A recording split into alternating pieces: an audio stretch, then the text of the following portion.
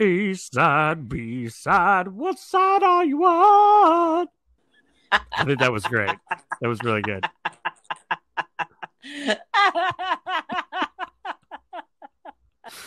That was good. That was just off the cuff. Okay. Like I think that was some good stuff. Have you ever thought to yourself, man, I sure would like to make a podcast. I've got so much to say about blank. Well, if you haven't heard about Anchor, you really should. It is the easiest way to make a podcast, and it's absolutely free. All right, I'm going to tell you why it's so easy. Okay, so with Anchor, there's creation tools that allows you to record and edit your podcast right from your phone or computer. Anchor will distribute your podcast for you so it can be heard on Spotify, Apple Podcasts, and many others. And you can even make money from your podcast with no minimum listenership. It's everything you need to make a podcast in one place. Trust me, I'm so excited about this. You can be too. Download the free Anchor app or go to Anchor FM to get started. All right, welcome back. It's A-Side, B-Side podcast. I am Brooke. That's Adam. How are you, Adam?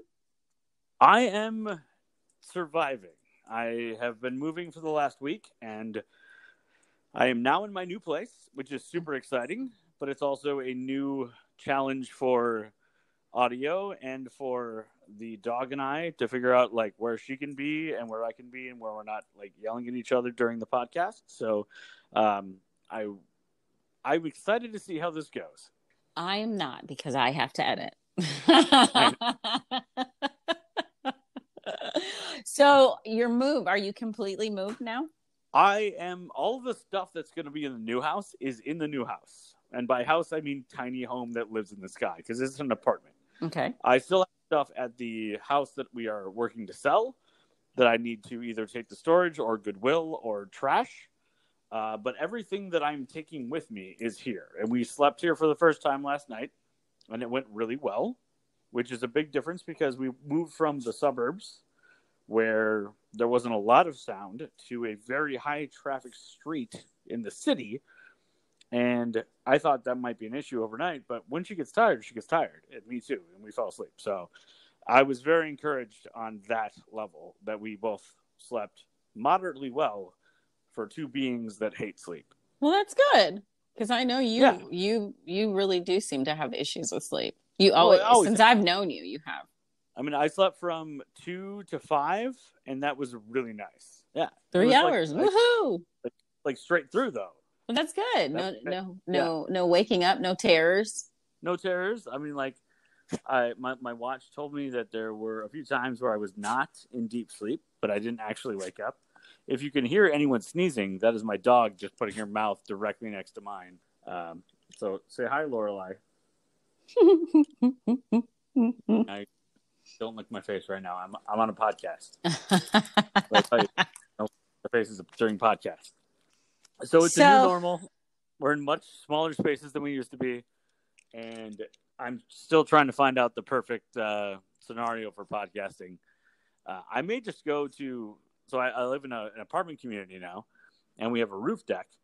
And on Wednesdays, I can't imagine many people are out there like living the life on the roof deck. So maybe next week I will try the roof deck. But right now I'm trying it within the very tiny studio apartment. My dog doesn't understand why I'm talking to my phone and not to her. Oh, poor sweetie. I give it about 15 minutes before she's bored of me, and then she'll just go to sleep anyway. But we'll see what happens. A big shout out, I have to say this, to everybody that has just kind of been joining us. Thank you so much. It is so awesome to have you.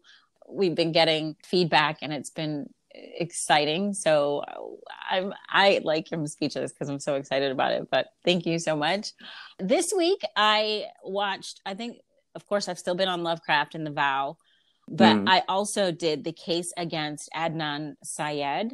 He was a teenage boy who was accused and convicted of murdering his teen girlfriend. And this case, and it's really kind of odd because on Twitter, I actually follow a woman named Rabia Chaudhry.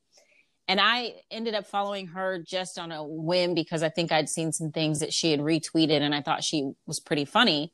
Well, come to find out, Rabia is a big part of this documentary on the case against Adnan. She's a family friend, a good close family friend, and she is now an attorney who helped bring the spotlight back to this case. It's a really interesting documentary. It just, you know, in the legal system, things don't always, you can get convicted of something even though maybe they didn't have enough evidence to prove it beyond a reasonable doubt, because Right. that's how I feel. I feel like they did not prove this case beyond a reasonable doubt. And this young man has been in prison for now over 20 years. Do I think he did it? I personally, based on this documentary, I do not. There are people that do think he did it. I'd like to see how it continues to develop. Right. And I mean, from a, like, I'm always going to pull it back to a local thing because I'm mostly just about me. Here in the Twin Cities, so Maya Moore, one of the, like, arguably one of the best players, probably the best player in the WNBA for several years, like in the middle of her career, just stopped playing basketball 2 years ago. And she started working to get this man freed from jail, who she believed had been wrongly convicted. Mm-hmm. And she did last year. And like, that was like the whole thing. Like, everyone was like, great, cool. And then find out today they got married. Oh, wow. Yeah, like that's how strong the connection was. Like there wasn't a connection. I don't that not that I've read that like there was a connection before. Like, but she was researching social justice and she found this case, and now they spent so much time together, and she got it overturned, and now they are this week got married. Wow, that's really cool. Which is really cool, and she gave up. Like, when you're in the WNBA, you're not making NBA money, but you're still making a lot of money. Right. And she was one of the top 5 players in the league. So if she was wanting to make more money, she could go overseas and make twice as much as she was making here. And she gave that all up to spend her entire time, like, working on this case to help get this guy freed, even before they were romantically involved. Man, she must have really believed in him.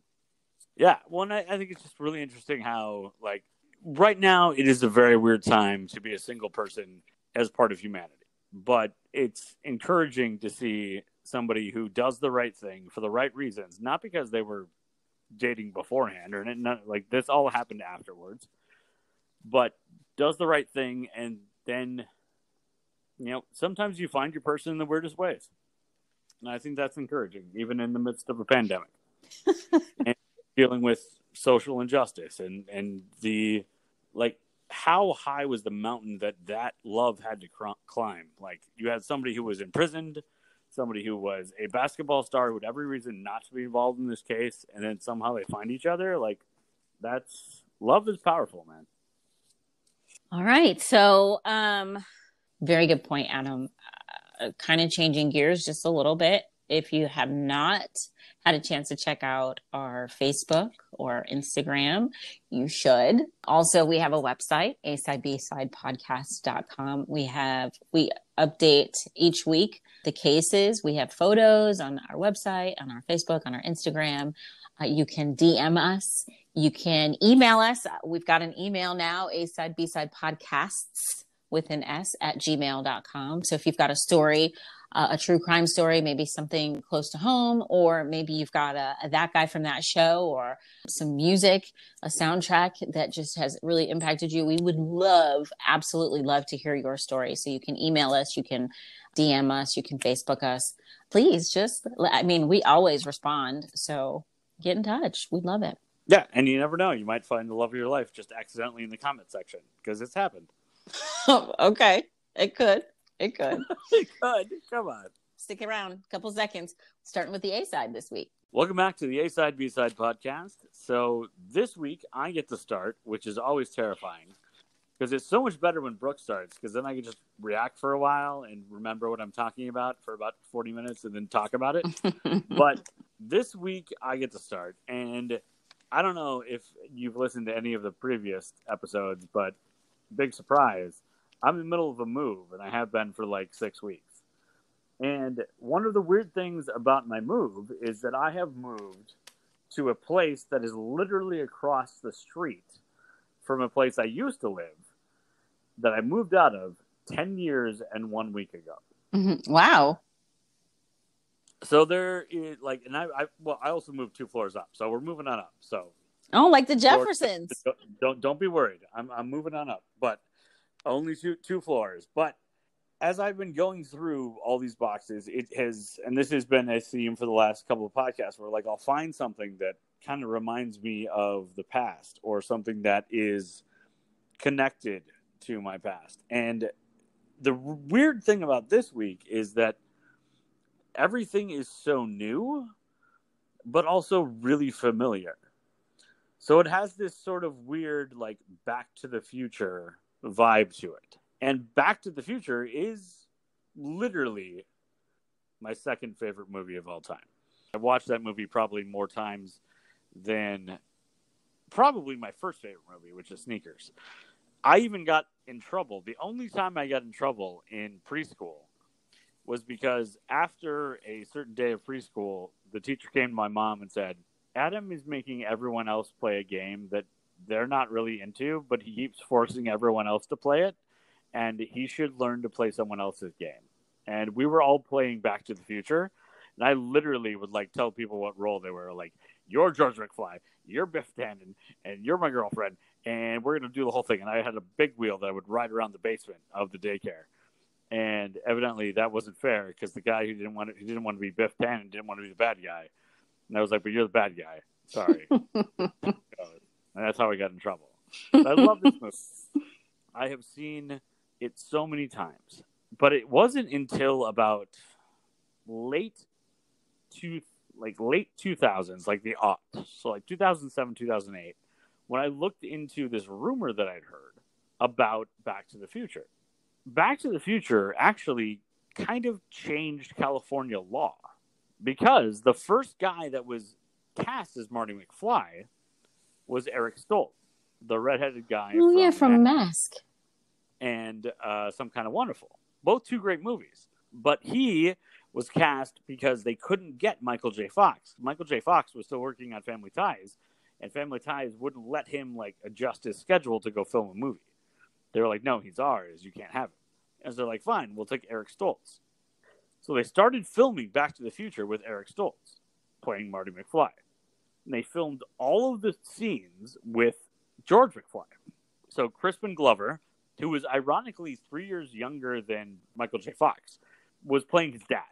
But he had this dual role where he played his dad in the future, but also a teenager in the past. So Crispin Glover filmed every one of his scenes where he is a teenager with Eric Stoltz. And they did a screen test, and they were like, oh, this is really too intense. They were like, Eric Stoltz was not a bad actor, but he was just too intense for the role. He was playing it sort of method and being really intense, and he couldn't do the physical comedy part. Mm-hmm. And if you've seen Back to the Future, physical comedy is a big part of a Robert Zemeckis film. And Eric Stoltz was kind of playing this as more of a Scorsese movie, which I don't think really would have worked long term. So they were like, okay, this isn't working. And then they went back to the producers of Family Ties and said, hey, we really need this kid in this movie. So what can we do? They renegotiate the contract. They refilm all of the scenes that George McFly and Marty McFly are in. So Crispin Glover, the actor who plays George McFly, has to do his version of the movie twice, because he records all of the scenes with both Eric Stoltz and Marty McFly. So, as anyone who's ever worked, if I'm being asked to do the same work twice, I'm going to ask, why am I not getting paid even just a little bit more? Give me a bonus or something. And the studio's like, no, you signed a contract. This is all about reshoots, so it's you don't get any more money. They fought in court, and he lost. He was like, he's not going to get any more money. Then, when it came to Back to the Future 2, instead of hiring Crispin Glover back, they tried to use scenes from the original movie that they hadn't used, kind of how they did with in Star Wars, where Carrie Fisher was in The Last Jedi, but that she was also in the most recent one where they were just scenes that they didn't use for The Last Jedi. Mm-hmm. So they do the whole hologram thing. In Back to the Future 2, they did that a little bit, but then they also hired another actor whose last name is Wiseman, who I think is Andrew, but my computer has completely crapped out because it doesn't understand that we moved. It's very upset right now. I think it's Andrew Wiseman, who was asked to put on a prosthetic nose and some prosthetics on his forehead to make him look more like Crispin Glover. And he plays the older character in Back to the Future 2.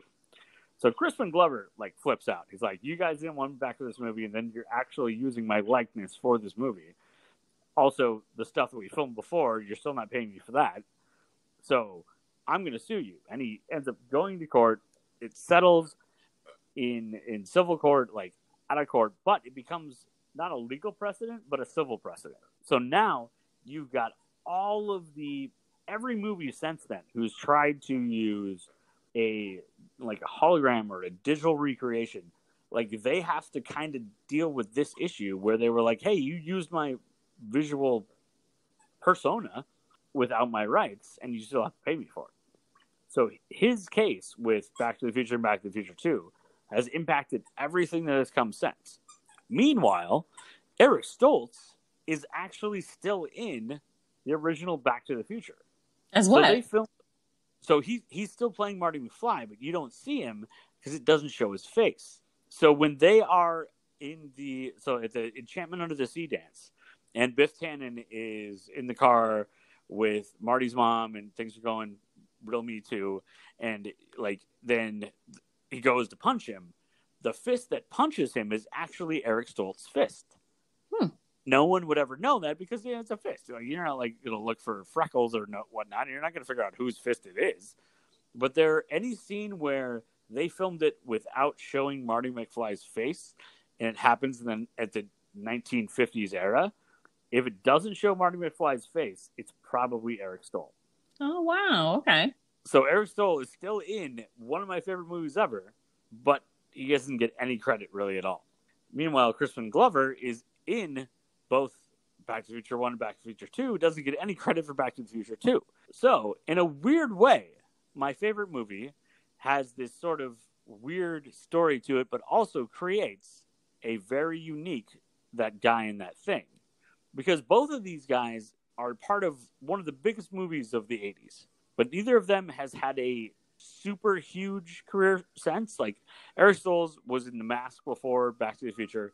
Then he was in Some Kind of Wonderful, which is one of my favorite John Hughes movies. Then he was on Chicago Hope at one point. He has been on TV shows, but he never really got to the Michael J. Fox level of star that he might have been if he'd been the star of the show. Crispin Glover basically got blackballed from Hollywood because he sued the studio for years. He's been in kind of one-offs things here and there. You'll remember him from the one-armed guy from Hot Tub Time Machine who doesn't lose his arm until the very end, but you're always waiting for him to lose his arm because you know him in the flashback. He was Willard in the remake of Ben. Also, Ben, and I'm going to say it, Ben is a very strange movie about a murderous mouse, but somehow the original movie in the 80s had Michael Jackson write a theme song for it, so that in itself needs an entire episode, because how did that happen? He writes a love song about a rat. Yeah. Who is a murderous rat. That's really weird. Ben, the two of us, something. Yeah. Yeah. It was very strange. So you got these two guys that have this connection in the original Back to the Future. Doesn't actually happen. And then they both have sort of fair to middling careers after that. Crispin Glover has then been in, most recently in American Gods as Mr. World the last couple of years. And that's kind of been his thing. But Eric Stoltz has always been kind of bouncing around. He's always been working, but he really hasn't been the star that he could have been if they hadn't had to reshoot Back to the Future. So this is one of my favorite movies, but also two that guy's in that thing. And my dog just found her squeaky toy. It's adorable. When you can always hear mine when she's walking and she's clinking her little collar. The rattle. Yeah.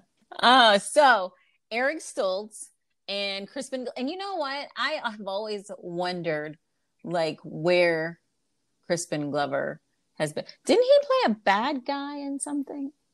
He was like I think most of his roles have been kind of weirdly creepy since then.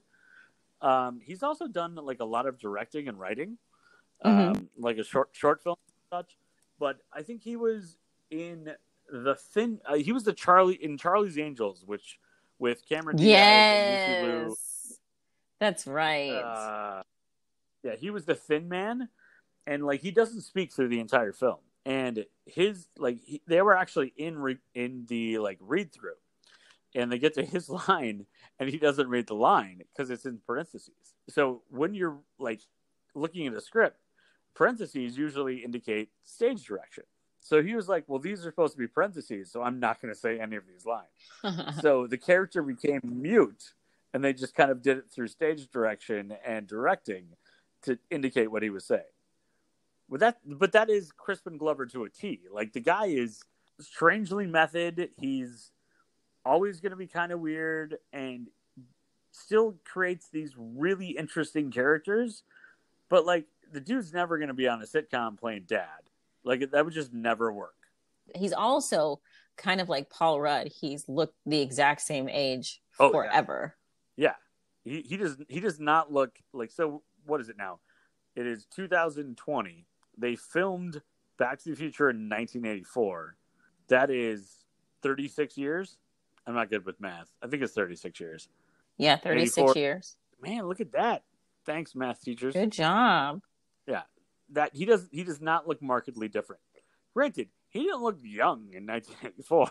No, but he would have been what, 20? Yeah, he would have only been 20.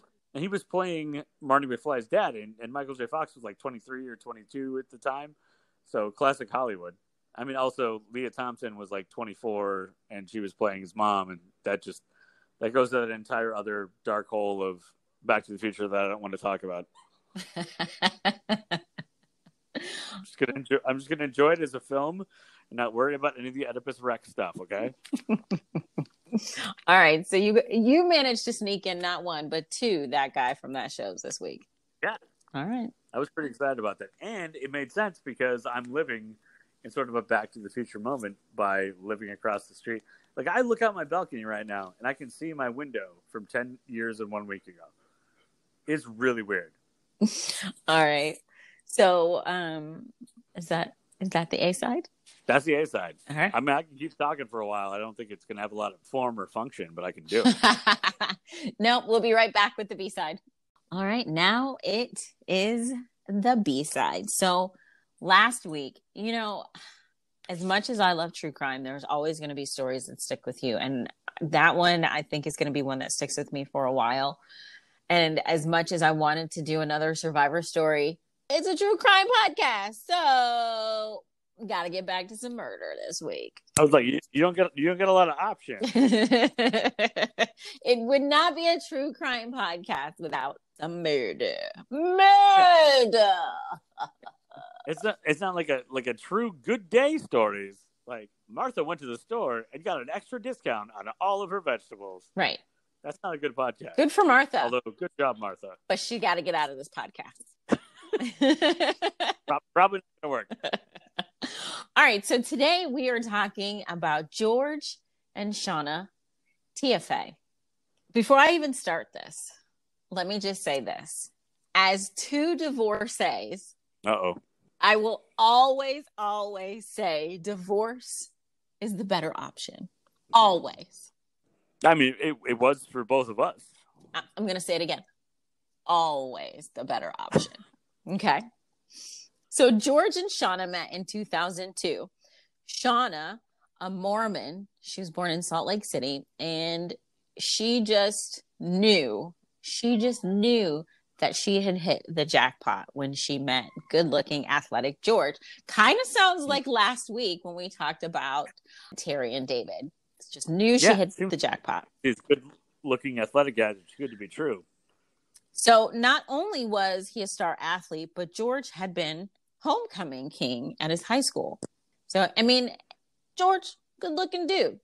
Shauna was 28 years old when she moved to Las Vegas. And like everyone, Shauna saw the glitz and the glamour and the parties, but it didn't end there for her. She saw more.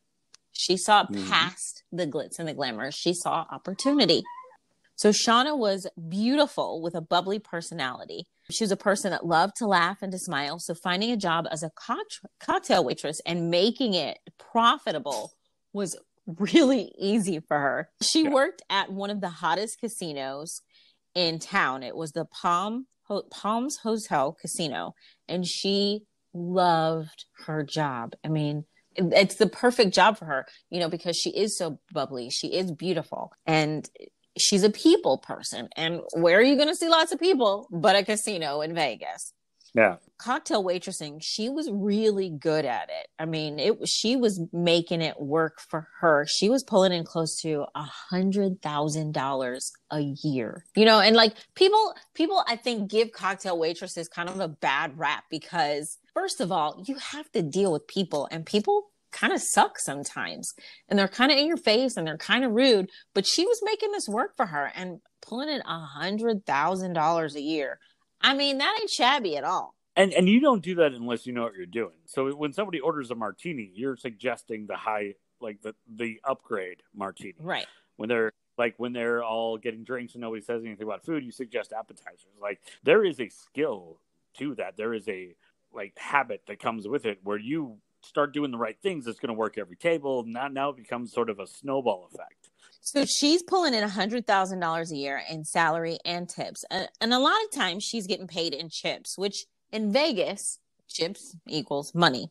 Yeah. So George TFA is a West Point grad who served in the Army, and he was as charismatic as he was good looking. So they seem like a good match. They are a very good match. He was even featured in a firefighter pinup calendar.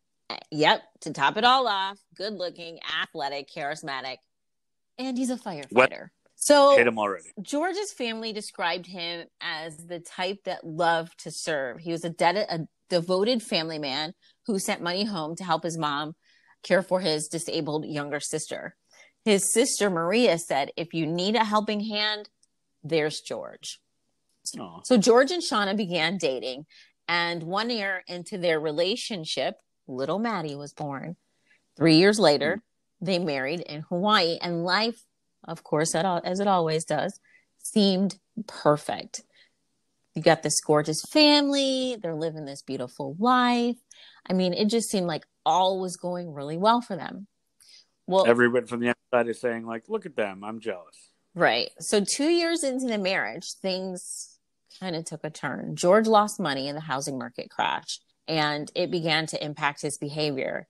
So now remember, she's a cocktail waitress, which means she's got to be flirty. She's got to be bubbly. She's probably wearing something a little form-fitting. And he became really jealous and controlling and critical of Shauna. Shauna's sister, Paula Stokes Richards, said that Shauna confided in her, telling her that George told her she dressed like a slut when she would get ready for work. And he would say this in front of their daughter. Not helpful. Now, having daughters, and you do too, but when you are a mom with daughters, your daughters, they look up to you. And without even realizing a lot of the things that you put on yourself, they take on themselves as well. So if she's feeling this way, it had to be having an impact on her daughter, even though she was little. You know, she was little, but still she's seeing her mom, and then she's seeing how her mom sees herself. And she's but also she's hearing what her father says. Right. But she's also a reflection of her mom, and she's hearing that and seeing that. So this is impacting her from both sides. Oh, absolutely. Like her father is showing a very bad version of how an adult male should act, especially towards her mother. So George begins to bring around this homeless guy to do paid odd jobs, which to Shauna was a little concerning. And I mean, I agree. I'd be like, who is this dude that you keep bringing around? Her friend, Steph. Is it like somebody you know at least, or like an army buddy? Or no, it was just a homeless guy that he befriended. So her friend, Stephanie Vargas, said that she would call him creepy. She'd say, God, he's so creepy. Why is he around my house? So George's friend, Rock Ryder from West Point, said it was just kind of George's personality. He was a kind-hearted guy, and he was handsome, and he was just a very giving and kind person. But even with such a kind heart, it strained his marriage. And after nearly 10 years together, Shauna, she'd had enough, and she moved into her own townhouse. They shared custody of Maddie, but Shauna, even though she moved into her own place, she really didn't want to give up on her marriage. I mean, she was in love. They'd been together 10 years. They had a kid. That's a long time. Right. So she was really reluctant to file for divorce. I don't know if the custody was court ordered or if that was just mutually agreed upon. I'm kind of thinking it was court ordered, but, probably to avoid getting ugly, I think it was court ordered. But in an effort to save their marriage, the couple started seeing a marriage counselor. Again, Shauna, she had one point literally was living the fairy tale life, and she was not ready to let that go. And I mean, I don't blame her. You're in love. You've got a kid. You've got what was a really good husband. So you always want to get back to that, right? Yeah, you never think that it can't be saved. Right. So in what seemed like a really bizarre, unrelated incident, Shauna's apartment was broken into in early September of 2012. Her wedding ring and a pair of bathing suit bottoms were taken, and That's it? Yep. In their place was left a pair of men's size small boxers. Weird, I know. Like, that's not a fair trade. I'm sorry. So Shauna, it was weird.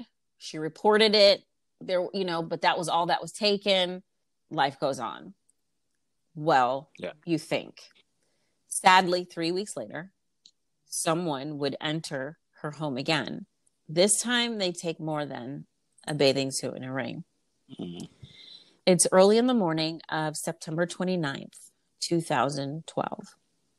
It's dark 30, as we called it when I was in the military. If you're up at that time, you're either working overnights or you're a morning radio show host.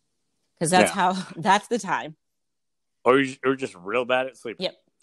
Shauna is seen on a surveillance video of the casino clocking out at 3:01 a.m. Oof. These are the last images of Shauna alive. She drives home. The drive is about 30 minutes. And she arrives home and she lets herself in through the garage. It's a habit that a lot of people do. If your garage is not packed full of stuff and you actually park in your garage, most people pull into the garage and let themselves in through the house that way. Detective Dan Long with the Las Vegas Metro Police described what happens next in an interview. He said she enters in the hallway and it's dark, no light. It's 3:01 a.m. She's been working. Who leaves their lights on? I mean, I'm not trying to pay that electric bill, right? No, yeah. So she moves toward the stairway to go upstairs to her bedroom, and suddenly Shauna is attacked by someone with a hammer. Now, when you're attacked... What? A hammer? Mm-hmm. So like a found weapon? No. Why would you say it's a found weapon? They broke into her house. They would have brought it with them. No, I'm sorry. That was a gaming thing. Oh, okay. So... Like, no gamer goes into a battle without a real weapon, but if they find a hammer, they would use it. Okay. So instinctively, she threw her hands up and she tried to shield her head and face. So as a result, during this attack, her fingers were broken as a result of repeated blows. Shauna was beaten savagely by this monster that had invaded her home. She was beaten with the metal hand of the hammer until she was, they beat her to death. Her body lay lifeless. At approximately 9 a.m. that morning, George and Maddie arrive to pick up something.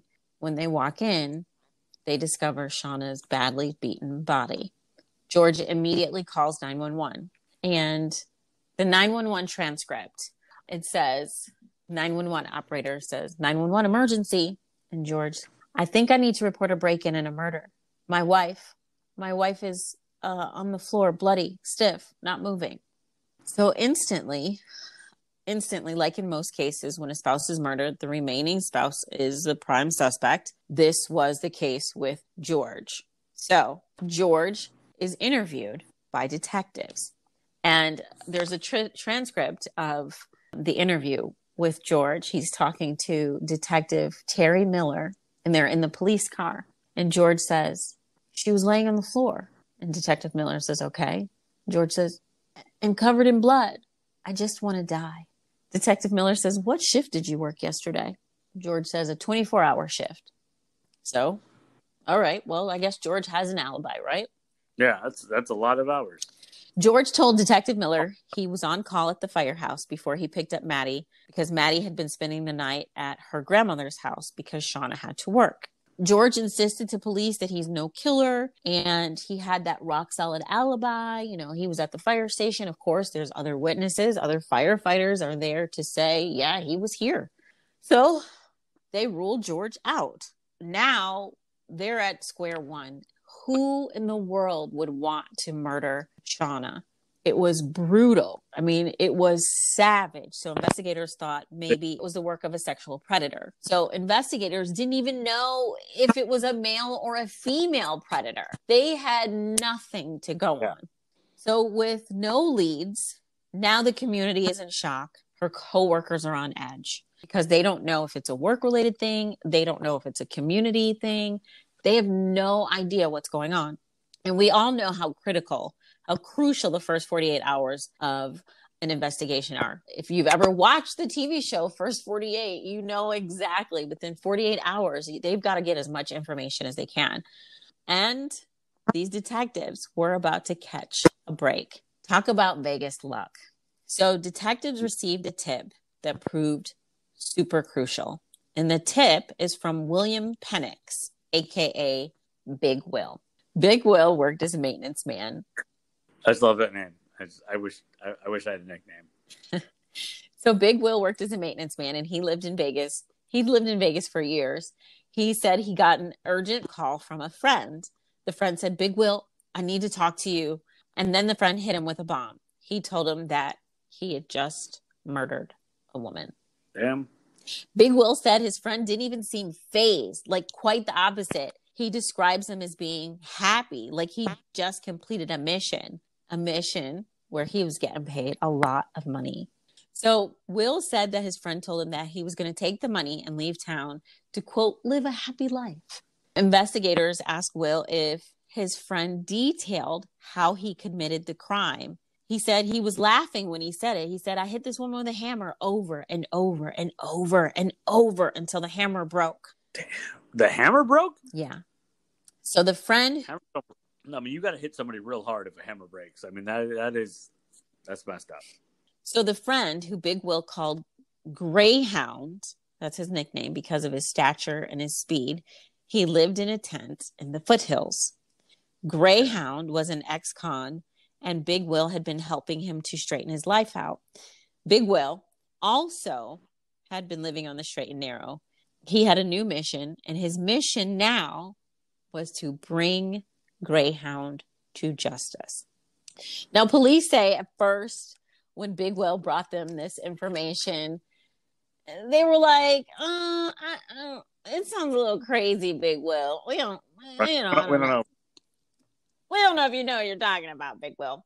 So he told police that Greyhound often walked miles from his tent to an Albertsons grocery store where he'd been spotted before stealing food, homeless. So the police and Big Will set up like a sting operation. They go to the Albertsons to look for Greyhound. Now, in the town made on luck, they were on a roll. You like that? You see what I did there, right? Yeah, I love fun. Big Will spotted Greyhound at a Chevron that was right across the street from the Albertsons. It was another known hangout spot for him. That's where he would hang out to sell his drugs. So police approach Greyhound and they immediately find drugs in his possession. So they're able to take him to police headquarters. Yeah, because that's illegal. So police find out that Greyhound's real name is Noel Stevens. They ask Noel about Shauna, and he denies any involvement. While in police custody on drug charges, police set out to search his campsite. Police search the foothills about 8 miles from the Vegas Strip, and they make their way through dangerous terrain, and they discover key evidence: a pair of Noel's bloody pants. Detective Sam Smith, no, not the singer, said he found them rolled up underneath a shrub. The pants were sent to a lab for testing, and it was confirmed that the blood was that of Shauna Tiafe. So now investigators are able to confront Noel with the evidence. And they use this plus the fact that, well, they're allowed to lie. I mean, it's kind of a more well-known fact these days, but police are allowed to lie to suspects to get the truth. It doesn't seem right, but hey, I guess, I don't know. Yeah, that's a an whole, entirely that could be a whole podcast, episode, as you say. Actually, we are going to have a Bowling Green police officer on with us in an upcoming episode. So we can ask him about that. Yes. Really? Do I have outstanding warrants? I guess you'll find out then. We'll find out. All right. So the fact that they're allowed to lie to him, plus this evidence, they use that to get information from him. They tell him that someone has implicated him in the murder, and Noel breaks. He confesses to police that he, in fact, had murdered Shauna. So now police have the murderer. Oh, wow. But what's the motive? Why in the world did Noel target Shauna? Like, they're not connected in any way that they can think of.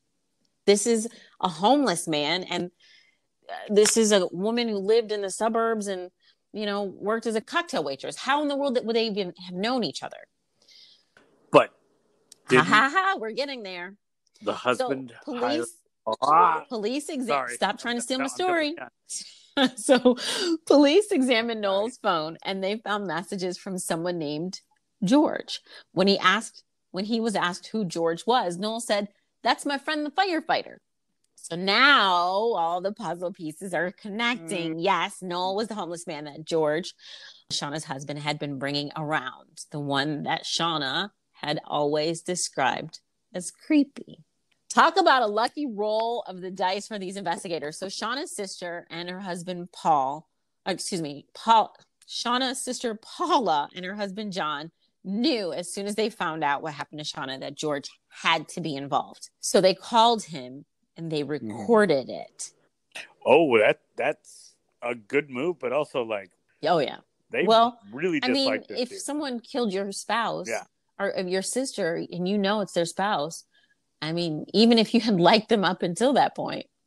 Well, I mean, but like they separated, so like there was probably some bad. So when they called George was at Shauna's with the police. So George, I should have sent you the transcript and let you read it. But anyway, George says hello. Paula says George. Hello. He says yes. She says, "This is Paula. Can you tell me what's going on?" George says, "Shauna passed away," and he's crying. And Paula says, "And what did they do to her?"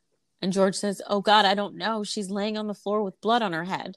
Paula sighs and says, Is Shauna's body still there? He says, "Yes, I think so." Oh my God. Yes, I think so. He said it was on the floor on the floor with blood on it. So George then hands the phone to a grief counselor, and Paula then asked the counselor if anyone else could hear the conversation. The grief counselor told her no.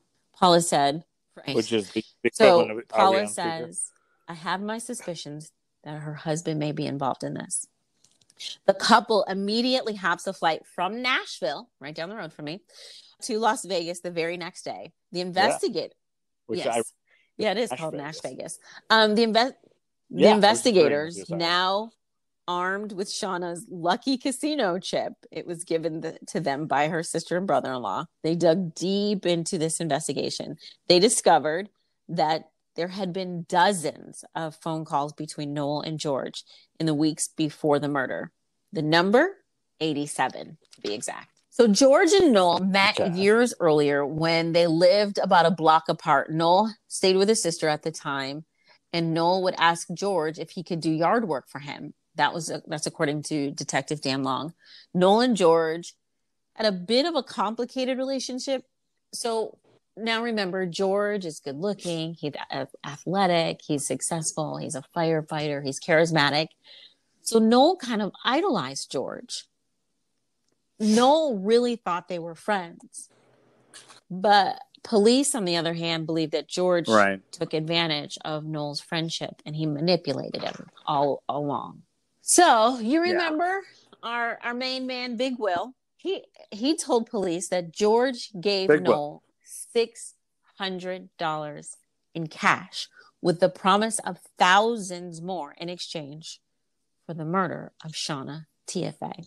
When police searched Noel's campsite, they found another piece of evidence, a barcode tag. They scanned it and it matched the style of hammer used to kill Shauna.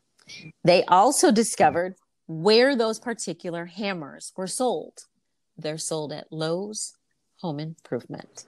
So investigators then began scouring hundreds of hours of security tape. They thought, in a town where your luck runs out, they thought, man, our luck has run out. Oh. When, boom, they hit the jackpot. Noel and George on tape together. Yep. Shopping for hammers. Buying a hammer. Yep.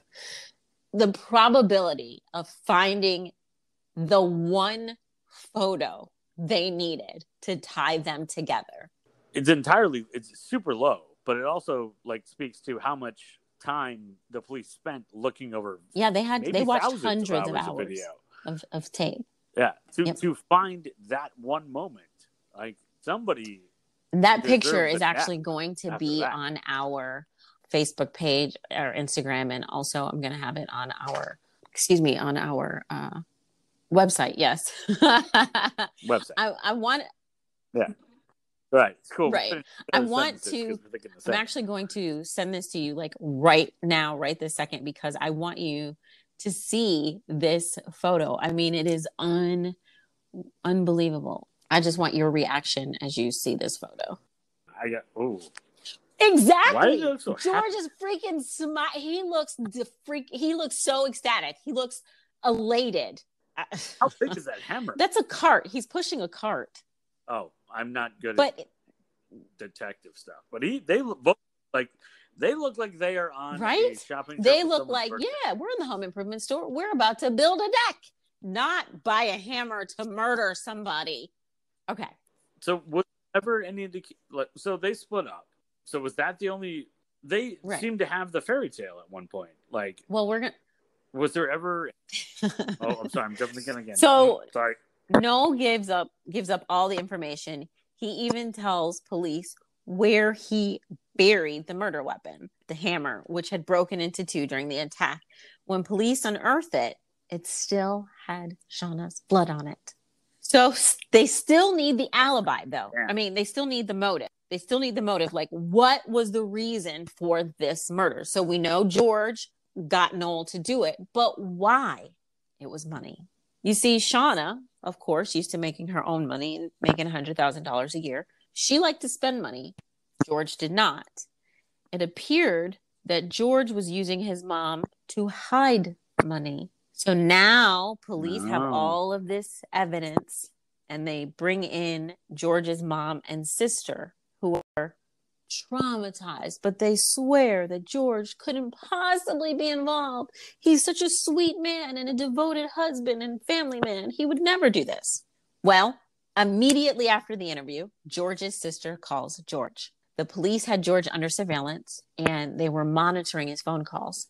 After his sister's call, George jumps into his truck and drives off. He's driving erratically through the city, and he drives onto what's called the Summerlin Parkway, where he guns it and starts doing 90 miles per hour and smashes head on into a barrier. Police think it was a suicide attempt, but he failed. He survived. It was an attempt. He survived. Did it succeed? He did not succeed. He failed. He did not kill himself. He was wearing a seatbelt at the time of the crash. Seatbelts work, people. Yeah, evidently, No, I'm not going to say that. I'm just not going to say it. If you don't want to commit suicide, so he was rushed to the hospital, and he was, of course, arrested at the hospital. He was charged. Police also charged Noel with the murder of Shauna. Police believe that George was close to getting away with the murder. His next step would have been to get rid of Noel. And actually, if it had not been for that photo, it would have been he said. And who are you going to believe? The upstanding, charismatic firefighter or the homeless dude who sells drugs? If it was not for this picture, even the phone calls, he probably could have explained it away. You know, like, yeah, I had him do odd jobs for me. But this photo puts them together buying the murder weapon.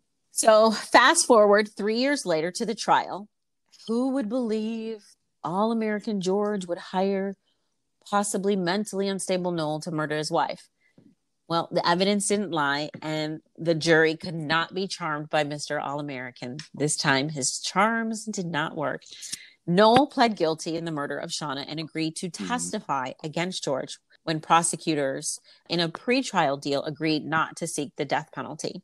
After 3 days, George TFA was found guilty of first-degree murder and conspiracy to commit murder, 7 counts in all. When they read the verdict, he showed no emotion at all, just as he had done for most of the trial. He sat there expressionless. At the sentencing, Paula, which is Shauna's sister, described the emptiness she felt and her sadness that Maddie, little Madison, would have to grow up without her mom. George's family pled for mercy and spoke of the hardworking man who risked his life to save others. In September of 2015, he was sentenced to life in prison without the possibility of parole, plus a maximum of 81 years. Noel was sentenced to 41 years to life. But wait, can we just pause here? Go back to Big Will, because had it not been for Big Will, this would not have been solved. Big Will is the true hero of this freaking story. That is true. Big Will. That's true. Big Willie style. Yeah. Big Will said, look, you're my friend, but you're dead wrong and you must go down. And I applaud Big Will, because how many times do people get information or they hear of something or they see something and they're like, well, it doesn't involve me. I don't want to get involved. I'm not going to say anything. Yeah. Not my Big Will stepped it up and he did the right thing. Big Willie is the hero to me in this story. But that is the case of George and Shauna TFA. And it's a solved one. So I know we went back to murder. I knew we had to do another murder, but at least we solved it this week. Yeah. We caught him. Like, it was all us. I mean, like, just from a story standpoint, it ended with a caught guy, which I appreciate. Like, I'm still afraid to go to Chicago. Oh my gosh. First episode, because that one friend, he doesn't know you. I don't think that Xavier DeLonginus is going to bother you if you go to Chicago. I'm just going to say, a lot of people listen to our podcast. I don't think he's one of them. And even if he was, I think you're still okay. He does not want to draw attention to himself. Still, I mean, their trains are very sturdy. Oh my gosh. But there you go. That's the B-side. Well, I'm glad we caught him at least. Well, not we. He was caught. Him, yes. The story. And Big Will, man, I just love that Big Will. And of course the police were like, yeah, you're crazy, Big Will. Yeah. We're not going to listen to you, but we'll take all of your information and use it for our own financial gain. Well, no, but they catch the bad guy. They get financial gain. It's still financial gain. It's not like they got paid for it, but it's like, if you catch a famous killer that is in the news, you're going to be more likely to get funding. So It's still financial gain. Well, we are giving credit where credit is due. Big Will. Yes, Big Will is the stuff. And then also, I think, so this is the first time that my dog has listened to the entire podcast. And I think it is very informative that when I was talking, she was super annoyed. But as soon as Brooke started telling the story, she calmed down. And then when Brooke got into the deep stuff, I sent Brooke a photo, she got sad. She was on the couch, face down, this is some deep stuff. She literally is contemplating this. So I need to post these. Yeah, she's like, I don't know what's going on, but I'm listening to this story. It's very sad. And I was like, well, okay. People say dogs don't understand. Oh, they totally know. Dogs know, man. They totally know. She knows my stuff was real. Your stuff was real, and she immediately calmed down. So. Also, maybe your voice is way more soothing than mine. I'm so tired of my voice.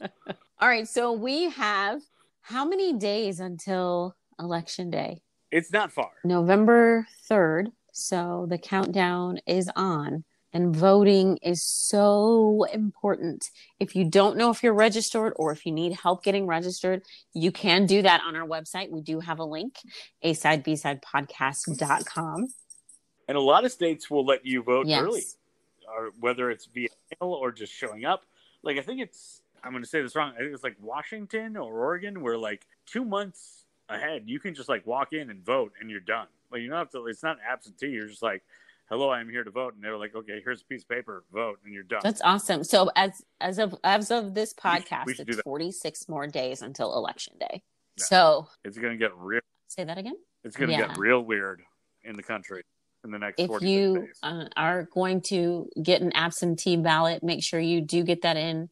It has to be in, I believe, like 15 days before Election Day. So you do want to make sure you get that in. But it is so important to have your voice heard. Please cast your vote.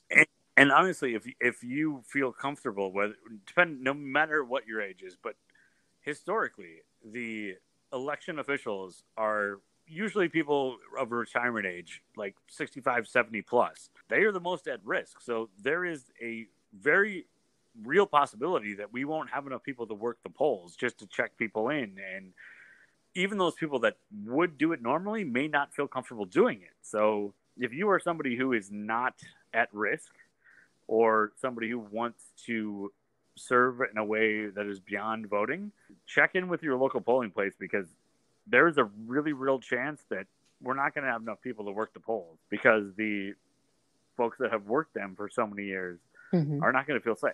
So if you feel safe, or you feel like you are less at risk and you've never thought about doing it before, check in with your local county, like city.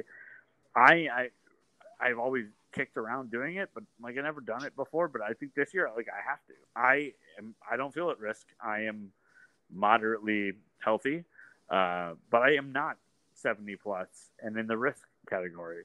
And if they're going to close a polling place near you because they don't have workers, then you working is even more powerful than you voting. I'm just as powerful.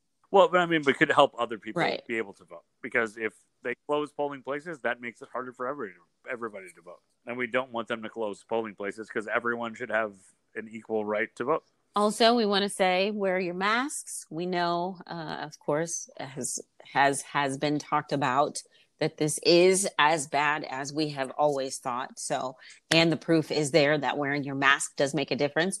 And it does not just help. I mean, of course, wearing your mask, because if you're asymptomatic, it's going to keep you from spreading. But they have proven that it helps you as well. You know, you're wearing your mask. Yeah, protects us. And to be fair, you look pretty badass.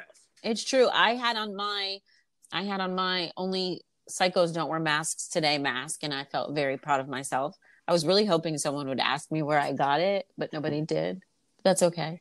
I mean, it is sort of a very aggressive statement. So like, no, I don't know if like just random bystanders would be like, oh, I'm not wearing a mask, or I am wearing a mask, but tell me more about these psychos. Well, still, I really like it. No, it's really good, but it's for a very specific audience. I don't feel like Karen and Keith at the Target are going to be like, hey, tell me more about that. They're going to be like, kids, let's go to this line. We do have our desktop detective merch on our website. So you're a desktop detective along with us. You can head on over to asidebsidepodcast.com. Get yourself some merch. Gonna have some special Halloween merch coming as well. Halloween. But there you go. It's my least favorite time of the year, but I totally understand what you mean. I love Hocus Pocus. That's my movie. Well, yeah, I love Hocus Pocus, but that's not normal Halloween. Like I think of Halloween, I think of like the movie that was based off the town you live in. That's true. It is based off of, it's based off of like Bowling Green and like parts of Russellville. which is a town around here. John Carpenter was from here. And I actually had a chance to meet the new Michael Myers, James Jude Courtney, a really nice guy, but he is very intimidating. He's like 6'5". He's bulky. Oh, jeez. But just as nice as could be. But I could see why in that costume you would be totally freaked out. Oh yeah, like if he's a really nice guy, but he was like took a hard step toward me, I'd be like, okay, I'm good. Whatever I did, I'm wrong. Please take all my money. All right. Like, don't use any credit cards until the first. All right, so there you go. It's another episode of A-Side, B-Side. Thank you, guys. I'm so excited at all of the feedback. It's been awesome, and I've like been calling my mom, like, Mom, I got to read you this one. Mom, I got to read you this. Mom, I'm sure she's probably sick of me. I don't care. She's my mom, and I'm gonna keep doing it. So, I'm gonna go on like a crazy limb here, but I think like calling your mom is never going to go bad. I think like everyone should call their moms more. I don't call my mom enough, so I text not enough. But like, isn't always the thing like call your mom? Like, she's never going to say no. Like if your mom like if you call your mom, she hangs up, then don't call her anymore. But if she picks up, no. Let me tell you, the other day, of course, true crime brain here, and it's coronavirus, so mom doesn't really leave much, and so I called the other day and.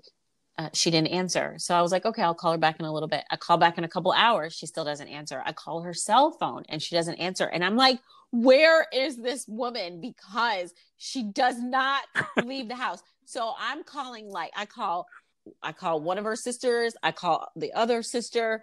I'm trying to get a hold of like other family members. I'm like, have you talked to her today? Have you talked to her? Has anybody talked to her today?